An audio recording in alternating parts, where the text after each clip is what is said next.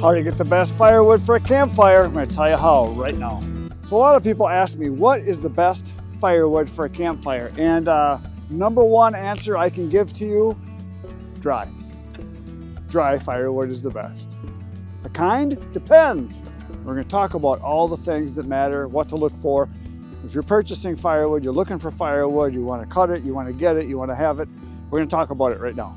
So recently I had a customer get a hold of me because I sell firewood and asked me, do you have any cheap, dry, good firewood? And I said, no, I don't, because you can only pick two from that list. You can have cheap and dry, but it's probably not going to be very good. You can have dry and good, but it's not going to be cheap. Or you can have good and cheap, but it's probably not going to be dry.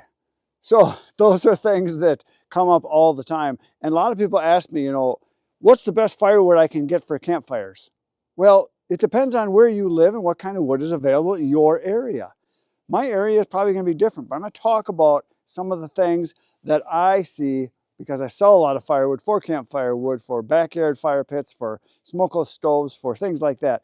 I sell a lot of that kind of wood. That's the majority of what I sell. I call it drinking wood or relaxation wood. I'm not selling a lot of boiler wood or wood stove, big, huge chunks. Mostly what I sell is campfire wood, the fun stuff. What's the best? In my area is going to be different than your area. I'm going to try to cover some of the things I hear about because I'm in contact with people all over the world. On my channel, I have people from about 60 different countries that comment and send me emails and send me texts and comment on the channel, on the videos. So I hear a lot of things about what they have, what they use, what they like, what they don't like, what they can't get, what's different than what I have. We're going to talk about that right now. So when it comes to campfire wood, like I said, the number one most important thing is dry. Second most important thing is that it's easy to get. Number three is that you got lots of it. More is the right amount of wood to have because you don't want to run out of wood when you're having fun. You want more wood. As my good friend Grog would say, fire good. So on the higher end, you're going to have your hardwoods. You're going to have the oaks, the pecans. You're going to have ash. You're going to have maple, hard maple. You're going to have any of the hardwoods, birch. You're going to have cherry. You're going to have locust, beech, the kind of wood that is available in a lot of areas in my area. Those are kind of the common ones. And then you're also going to have your softwoods. Softwoods are great for a campfire. Now, some people would say, oh, it's not good for cooking on. Well, if you're not cooking with it, it doesn't matter. You're just burning it. You're literally burning money when you think about it. You're paying for a bunch of stuff with money that is made from wood. Give that to someone. Then you take the wood and then you burn that. So you're basically burning money, which is okay. There's nothing wrong with that. It's meant to be used. Money's not meant to be put away and never ever used. I mean, you got to have some fun. So the firewood that I sell for campfires, a lot of times is softwood. Your pines, your hemlock, your cedar, your spruce, your balsam, the stuff that's the softwood, the evergreens. Great for campfires. It has a lot of life to it, as I like to say. The flames are higher, it burns a little faster, it's easier to get going. To me, campfires should be fun, not boring. And I like softwoods for campfires. Basically the wood that burns a little faster, a little more flames, a lot more spark, a lot of snap, crackle, and pop. Pine is awesome. Any of the softwoods, pine. So softwoods by definition are any needle-bearing tree that hold their leaves, needles, year-round. That's a softwood. A lot of people think it's determined by the hardness or softness of the wood. No. All deciduous trees, trees that lose their leaves every fall, are hardwoods. Hickory, cherry, oak, maple, ash, stuff like that. They all are great campfire wood too. A mix is fantastic. Like I like to say, more is the right amount of wood to have. So there's your higher grade hardwoods. You're going to have your Osage orange, very high BTU, slow burning, hot burning, not a lot of flame. Then you're going to have your almond wood, your pecan wood. You're going to have ironwood. You're going to have locust. All those are higher grade woods that burn slow and hot, which is great, but not as much fun as something that burns fast. Fast is fun. That's why aspen, birch, box elder, cherry, a lot of that kind of wood that's not super high in the BTUs, burns a little faster, has a little more flame. That's fun wood when it comes to hardwoods. I like it. Now, a lot of people ask me, where should I buy my wood? Number one, my suggestion is do not buy it at a gas station. Do not buy it at a box store. That is going to be bundled wood, and a lot of it, not all of it, but a lot of it is not going to be high quality wood. It's not going to be dry wood. Most of it is processed and put right into the packaging and sent to the stores. You want wood that is dried for a long time. Now, if it's fully kiln dried, where it's actually reduced in moisture content to below 20%, which is very rare in a lot of bundle wood. A lot of wood that you get at gas stations, especially if it's mass produced by a commercial company, is heated for a very short amount of time, literally hours at the most, to get it to 160 some degrees for 90 minutes. It kills the bugs. That's the number one thing that they do in order to sell it in stores. Don't buy that kind of wood. If you see moisture on the inside of the packaging, if it's wrapped in plastic or if it's a shrink wrap and you see moisture in there, don't buy that wood. If it seems heavy, don't buy that wood. You want wood that's fully kiln dried, below 20%. Best way to get it is from someone like me, yes, someone like me, where you're selling dry wood where it's below 20% moisture content. And people that do it as much as I do, either professionally or a very serious business, they're going to make sure they're selling you dried wood that's ready to burn now. So when you ask someone that you're buying wood from, is the wood seasoned? They can say, yeah, seasoned. What's the season? What does that mean? It's not salt and pepper. Does that mean a season as in it was dried this spring? It was dried just this summer? Was it dried just this fall? Was it dried just this winter? That's a season. So how long has it been dried? That's what you want to ask. Is it 6 months? Is it a year? Is it 2 years? If you see wood like you see in these piles next to me here, this stuff was just cut and split within the last couple weeks. This is not dry wood. The hickory to the side over here, moisture content of that is going to be in the 30 percentile. The cherry you see over to this side, probably in the 30 percentile. You want wood that's below 20%, which means it's going to be 6 months old to a year in general. And you want wood that has been stored outside in the open, maybe covered. Depending on where you live, you may have to cover the wood. If you live on, say, the West Coast in the northwest part of the United States, where they get rain 360 days a year, they have 5 days where it's cloudy but it's not raining. That kind of wood you're probably going to want to have aged much longer and make sure that it's covered and off the ground. My area here, I'm in Wisconsin, we can generally put wood on pallets out in the open, peaked up really high in big piles, and it'll dry really good in a matter of 6 months. Oak takes a little longer. So that's another thing you got to think about. What kind of wood are you buying? Some wood takes much longer to dry. The fast drying woods are going to be things like aspen, poplar, dries really fast. Cottonwood dries really fast. Not great firewood, but it does burn. The good thing about wood is it all burns. If you're going to have birch, that dries fairly fast. Box elder dries pretty fast. Soft maple dries pretty fast. Cherry, I said, dries very fast. Pretty much all of the pines dry fast, or balsams, or cedar. They're low in moisture content and they dry very fast. Ash is a good hardwood that dries very fast because it's very dry wood. Even if it's cut from a live green tree, it's going to be low in moisture content right off the bat. And then once you split it, cut it, split it, it dries very fast, matter of months. And if you're in the right area, say you're in southwest United States, where they get an inch of rain every 10 years or so, that's going to dry really fast because they have very low humidity, very little rain. Once that wood is cut and split, it's going to dry very fast.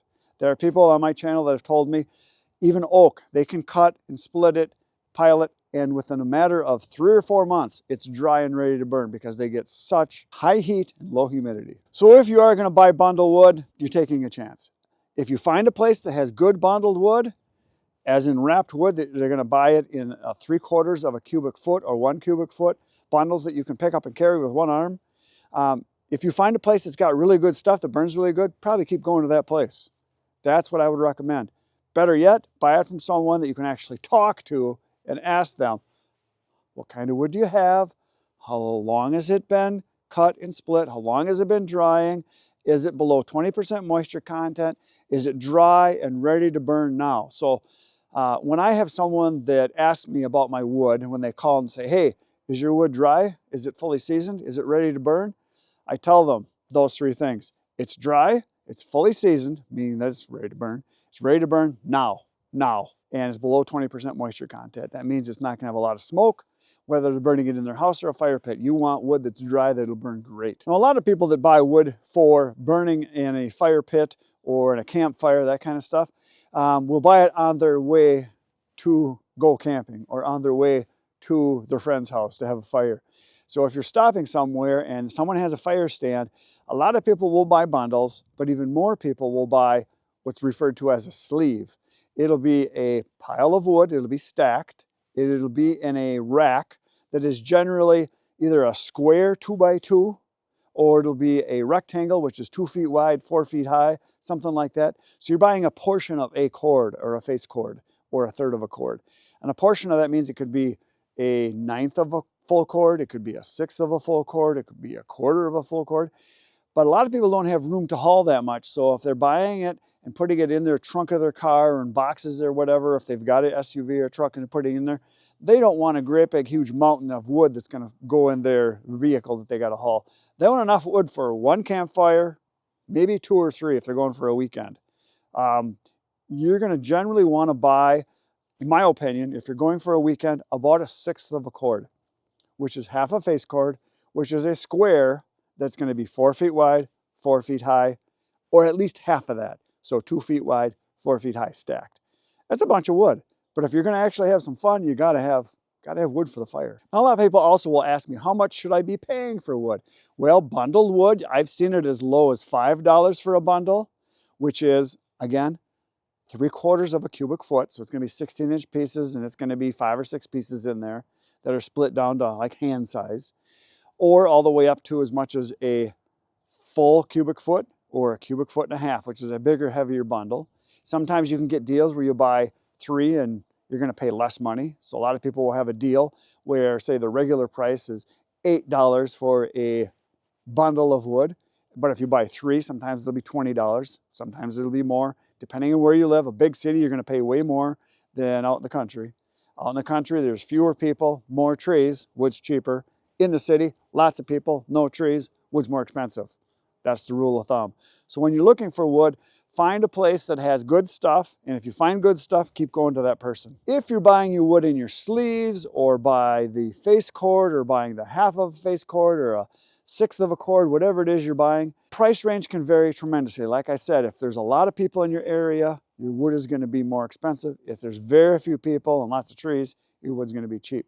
Now, when it comes to a face cord or third of a cord, like a lot of people call it, what that means is a third of a cord, or a face cord, as a lot of people call it. Most of the United States and most of Canada, that's what they refer to it as. East Coast is going to be called a third of a cord because they have laws where you can't say those other words. It's illegal, I guess. Or you can't sell it by those words, but that's what we do. It's going to be a pile that's 4 feet high, 8 feet long, 16-inch pieces. So basically, if you take a sheet of plywood, lay it down horizontally, 4 feet high, 8 feet wide, it's going to be that much wood stacked in a pile. And a lot of the racks that are available that you can buy will fit that amount. So a lot of people will buy that face cord or third of a cord because they have more fires and they want to have more fires. Some people will buy half of that. Some people will buy a quarter of that or a third of that. So it's all up to you. Now, price range for a third of a cord or a face cord can vary. If you go to the west of here or way to the north of here, you can get it for as low as $50 for a face cord or a third of a cord. In a full cord, there would be 3 of those, which would be 3 rows that would be 8 feet long, 4 feet high, stacked 4 feet wide. So it would be 3 rows. And that means that would be $150. That is really cheap. They're losing money at that price. Because if you buy a full cord of wood from logs, you're paying about the same price. Plus you got all that work and time you put into it splitting it. So they're giving it away. So if you're doing that, shame on you. When it comes to buying that wood, on the high end, I know of people that sell it in Chicago, south of here, big cities. I've talked to people personally that live in Washington, D.C., Chicago, Los Angeles, Dallas, Texas. They're paying $600, $700, even $800 for a full cord, which means a face cord, that row that is 8 feet wide, 4 feet high, one row, they're paying somewhere in the range of $200 to $300 on the high end. Sometimes that's going to include delivery, sometimes it's not. Sometimes it's going to include stacking, sometimes it's not. So the price can vary tremendously depending on where you live. But find a good, reputable place that you can depend on to get good wood. Ask these questions. What kind of wood do you have? What kind do you recommend? What kind do you sell the most of? What kind of wood is available in our area that is going to be best for campfires. Is it softwood? Is it hardwood? How much is it for a face cord or third of a cord? How much is it for a sixth of a cord or half of a face cord? If you ask those questions, you're going to be kind of on the right track. The next thing, is it dry, fully seasoned, ready to burn today? Low moisture content below 20%. Those are the things you want to find out. If you're buying wood that was just cut and just split, it's not going to burn. If it does burn, it's going to smoke a lot and it's going to smolder and it's not going to burn very well. I have delivered wood to customers of mine, new ones, that I get there and they have a pile of wood in their driveway or in their garage. And I'm like, oh, you must be stocking up. And they're like, no, we bought this pile of wood, 2 weeks ago. We can't get it to burn in our fireplace. We can't get it to burn in our fire pit. And I'll go look at it and I'll lift it. And it's like I can tell there's no cracks in it. I will look at the end of it and it'll look wet like this piece does. This was just cut and split. There'll be no cracks in it. There'll be no cracks in it on the horizontal or on the ends. It'll feel heavier. I've even had wood that I've delivered to people and I get there and they got that pile there and I look at it and they'll tell me, we can't get it to burn. I said, well, you shouldn't burn it because it's wet. I can tell by looking at it. I'll go over and lift it. Yeah, this stuff is wet. The moisture content's probably 30, 40% or higher.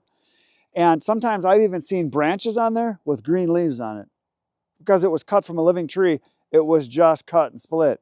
That's not the wood you want. Unless you're stocking up and you want it for 2 or 3 years from now. Then that's fine. So these people that I've delivered to that have had wet wood, I told them, well, I got good news and bad news. The bad news is you can't burn this wood in your house. You can get creosote buildup in your fireplace, in your chimney that will not be good. If you try to burn it outside, it's going to smoke a lot and you're not going to have a good fire. What I recommend doing is not using this until next year. Because next year, that's the good news, it should be dry and ready to burn. So basically, you're going to sit on it for a while, but do not burn it. Burn this stuff, the stuff I'm bringing you. And then those become my customers, some of my best customers, because I help educate them, I teach them, I give them the facts, I'm honest with them, and then they trust me from then on. Then they just say, what should I get? What do you recommend? What do you got? I want the stuff you bring because it's excellent. Then they tell their neighbors, then they tell their friends, then they tell their relatives. All of a sudden, my business is growing leaps and bounds. That's how it works. So back to what's the best kind of firewood for you to buy? Whatever's best in your area. Dry wood, cheap is good. Nothing wrong with that. Size depends on you. I find most of my people like the stuff that a child can pick it up and carry it. A lady of the house can pick it up and carry it. They actually get more flames. It burns better if you have smaller pieces, not the great big all-nighter chunks like a lot of people want for boiler wood. If you want to actually enjoy the fire, you don't want massive pieces. No, if you get some big ones, that's fine to throw it in, once the fire gets going and you can have it burn longer, that's fine. But you're going to want smaller wood to get it going and then to get your flames built up and then to build up your coals. You don't want just massive, huge pieces. I generally tell people, start your fire with toothpick-sized stuff, graduate to pencil or pinky-sized stuff, and then get thumb-sized stuff, and then get stuff that you can put your hands around, and then get your forearm or hand-sized stuff, the size of your forearm, and then if you want to put a piece on as big as your leg or your torso, go for it once the fire's going. Start small, build it to the bigger stuff. So in your area, it might be cherry, it might be hard maple, it might be ironwood, it might be white pine, it might be red pine, it might be pinyon pine or pinon, it might be red oak, it might be white oak, it might be shagbark hickory, it might be bitternut hickory, it might be cedar, it might be birch, it might be blue beech, it might be hackberry, it might be aspen or poplar, it might be black locust, it might be honey locust, it might be soft maple, it might be box elder, it might be vine maple, it might be sumac, it might be beech, it might be ash, it might be applewood, it might even be palm tree. So there you go. We kind of talked about different kinds of wood, showed you a few different ones, what to look for, what to ask. Good luck finding good campfire wood. It could be a journey for you, and some people never get to the promised land where they get a really good supplier. Just keep looking, keep asking, ask other people. I get a ton of referrals from people that tell me when they call me, yeah, you sold wood to my buddy, my cousin, my friend, my neighbor. It was awesome wood. He said, this is the guy. Call him. If you find a guy like that, that's the person you want to buy your wood from. Someone who's got a good reputation. Ask the right questions. That's all I got for today, folks. I'll see you tomorrow morning, 5:30 a.m. with another video. Right now, go watch all the other videos on my channel. There's over 1,700. If you like what you just saw, there's hundreds of videos for you to watch, all about firewood right here. Good night, everyone.